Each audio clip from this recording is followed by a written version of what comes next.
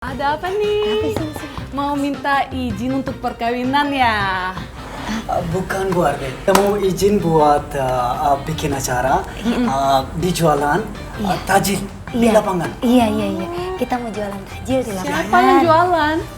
Itu Ayu, warung Babe Ayu. Tentunya Ayu harus nyanyi di sana. Oh iya. Ya. Oh iya, udah dibikinin semuanya. Tinggal promosi di media sosial. Hai, Ayu lovers, Ayu delicious. Nih kita lagi siap-siap pengen ada bazar nih. Jualan kolak, pokoknya makanan di restoran semuanya ada dah. Pokoknya jangan lupa kesana semuanya ya. Ditunggu, harganya murah, makanannya juga enak. Pokoknya keren banget. Ngapain lo kesini? Lah lu yang ngapain di sini? Lu kayak ini lu kayak kerja di showroom motor, bagi-bagiin brosur di pinggir jalan. Emang nggak bagiin depan warung lo aja, ini kan warung kita.